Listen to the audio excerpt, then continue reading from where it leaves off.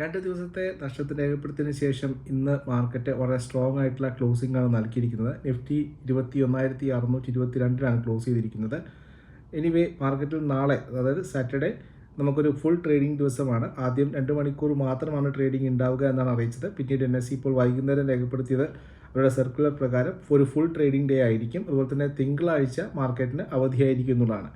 നാളത്തെ പ്രധാനപ്പെട്ട ഒരു മാർക്കറ്റ് ആയിരിക്കും. കാരണം ഇന്ന് US വിപണിയൊക്കെ ക്ലോസ് ചെയ്തിരിക്കുന്നത് വളരെ സ്ട്രോങ് ആയിട്ടാണ്. US 30 വർഷത്തെ ഏറ്റവും കുറഞ്ഞ ഹൗസ് സെയിൽസ് ഡാറ്റയാണ് വന്നിരിക്കുന്നത്.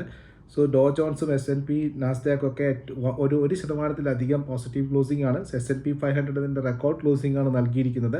അതുകൊണ്ട് തന്നെ ഇന്ത്യൻ മാർക്കറ്റ് നല്ലൊരു ട്രേഡിംഗ് സെഷൻ ആയിരിക്കും എന്ന് വിശ്വസിക്കുന്നു. അതുപോലെ തന്നെ റിലയൻസ് അടക്കമുള്ള കമ്പനികളുടെ റിസൾട്ടുകൾ അത്രമാത്രം ഗംഭീരമല്ലെങ്കിലും ഇൻലൈൻ എക്സ്പെക്റ്റേഷനാണ്. അതും ഇന്ത്യൻ മാർക്കറ്റിൻ്റെ നാളത്തെ ഉയർച്ചയ്ക്ക് കാരണമായേക്കാം.